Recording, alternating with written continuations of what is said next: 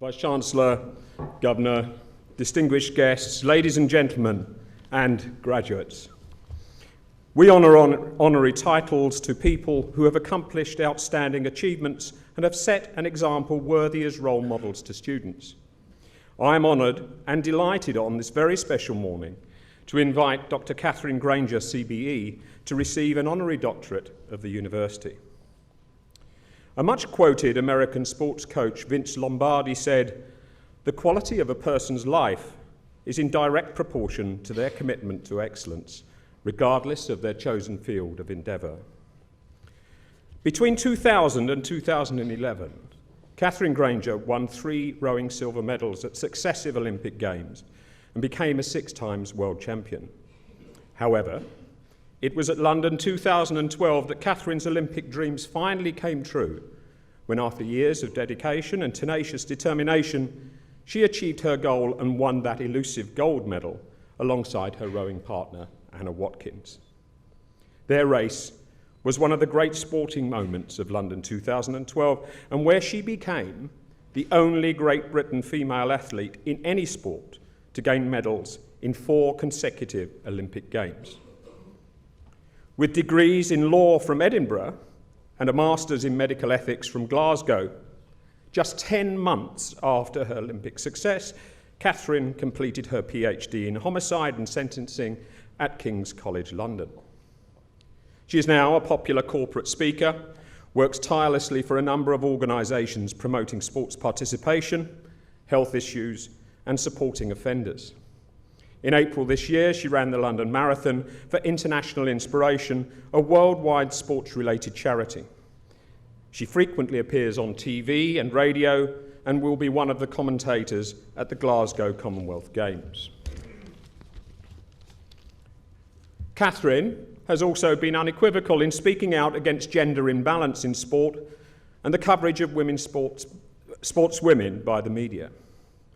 Last August, she published her acclaimed autobiography, Dreams Do Come True, which she tells me is out today in paperback at all leading bookstores.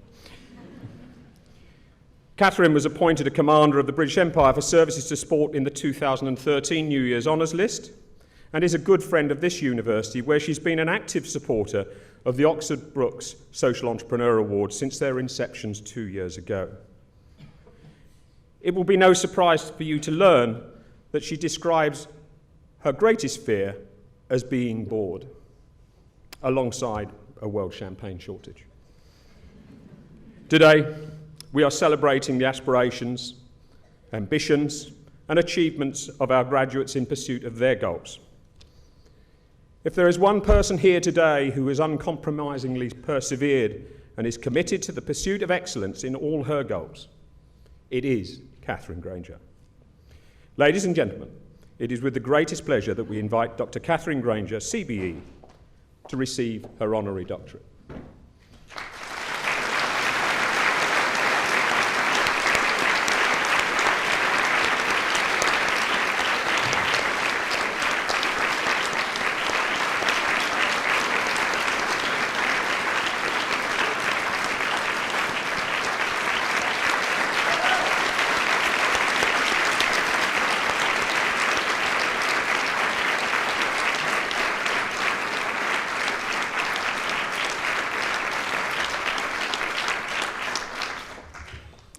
I now invite Katherine Grainger to address us all.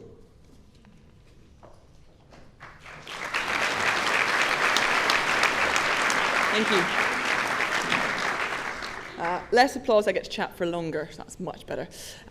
Huge congratulations to everyone who's now an official graduate of this university, and I want to say a massive thank you to Oxford Brookes for giving me this amazing honour today. As Jeff mentioned, I've graduated myself 3 times from my undergraduate, my master's and my PhD. And Jeff very kindly mentioned I finished my PhD 10 months after the Olympic Games. What he didn't mention is the 9.5 years previous that I took to actually get it. If I'd known that I could have just become a very good friend of university and be given a graduation degree for free without one day's work in the library or a lecture hall, I'd have just come and got this one.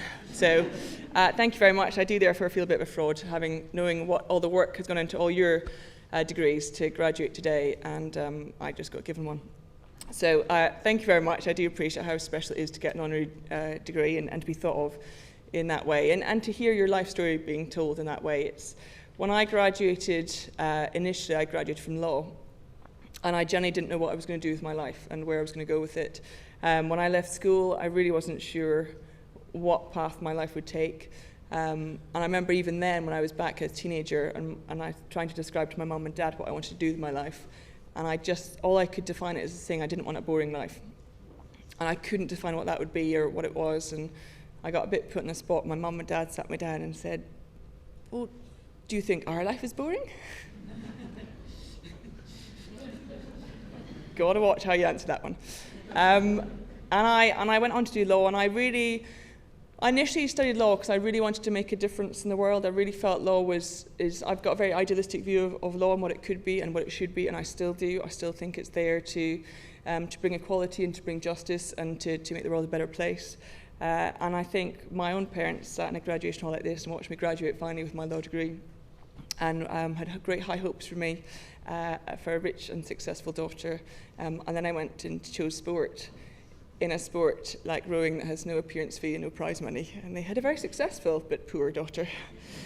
So that was difficult. But what's been amazing is what I've learned through sport and what I've had the opportunity to do through sport is actually make a difference in a different way than I ever thought I would. And in probably a bigger scale than if I'd stayed in law. The amazing thing when you graduate is you have no idea what is ahead of you and what opportunities lie ahead of you and what doors will open.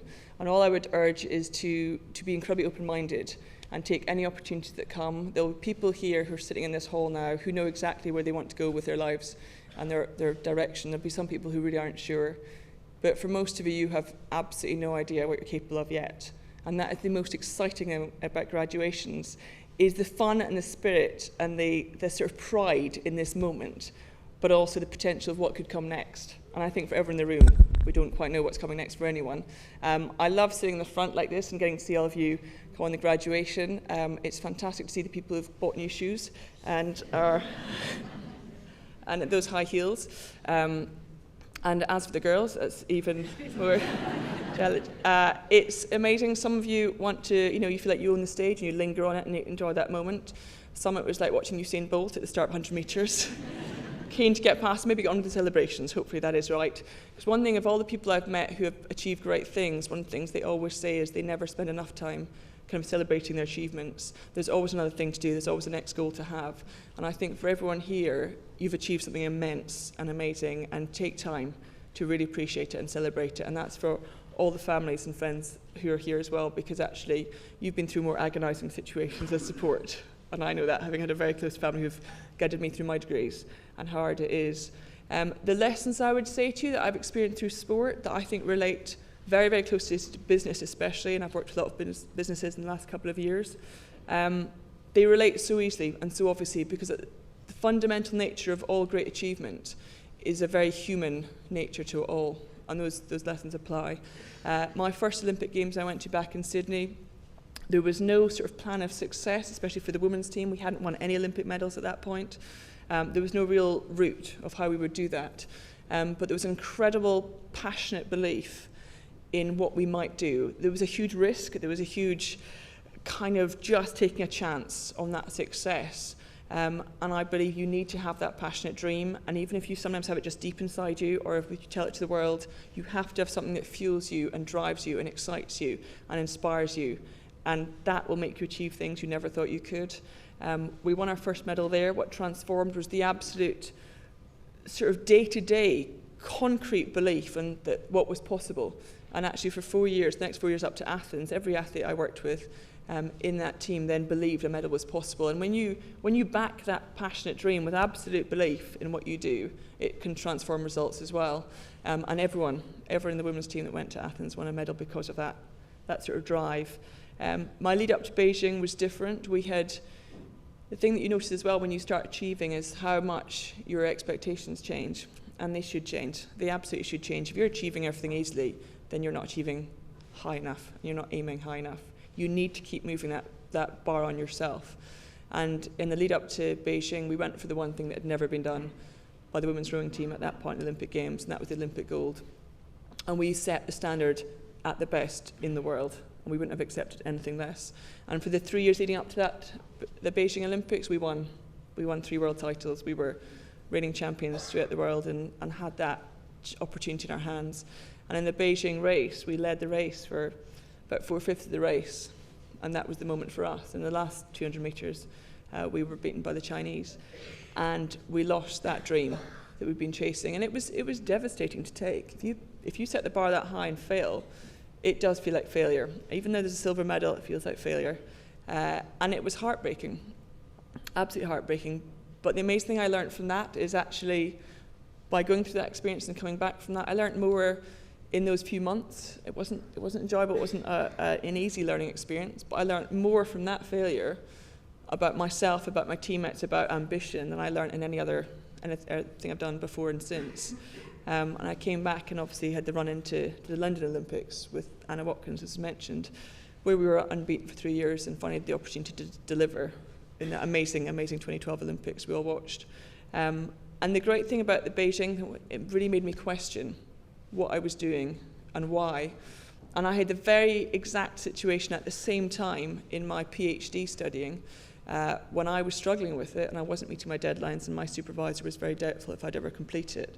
And she sat me down one day and she sort of said, "Katherine, I think you should maybe just give up on the PhD, just take the master's and leave," effectively. And I think because she used the word give up, I remember there's something inside me just thinking, no. And I went home and I spoke to one of my friends and they went, "Oh, she has so played you." And I said, "No, she doesn't know me that well. She doesn't know me that well. She doesn't know me as an athlete, so I don't think she has." Anyway, it determined me to come back. As Jeff mentioned, I've completed my PhD. And after my ceremony, I said to my supervisor, "You know that day, do you remember it?" I said, "Did you really just think I should take my master's?" And she went, "No, of course I played you." I was like, oh! So it taught me 2 things on that day. One, never underestimate how cunning professors can be. Yeah. And 2, when you hit those really dark times, and you will do, because if you're aiming for greatness, then there will always be the bits you get wrong, the bits you stumble on, the bits you don't quite, to use a failure. But it'll make you question yourself, what you're doing, why you're doing it, and how you're doing it. And actually those moments are the moments you become truly great. And I came back, and within 2 years from that, I got my Olympic gold. It was very elusive. And I got my PhD. And I'm so proud of them both. And the great thing is that this idea that the pursuit of excellence is, all I can say to you is it should be something that you almost never meet. It should be something that you continually chase. And whether that's in academia, in work, in business, in sport, in any area of your life, in your private life, in your personal life, and as a friend and a family member, it should be something that you never feel you've got completely right. And the thing that's kept me through my sporting career, my academic career, is always feeling it should be better, and I should be better. And there are people who I can learn from to be better. And there's wonderful people on this platform, wonderful people in this audience who have helped all you students to be better every single day. And you now become your own role models to go on and sort of lead the next people behind you, and you will inspire and lead your own businesses and lives and families. And that is the most amazing thing to have at this point. But like I said from the beginning, the first thing to do is celebrate today. Tomorrow, you can plan for the future, but today celebrate because you've done an amazing thing. So good luck.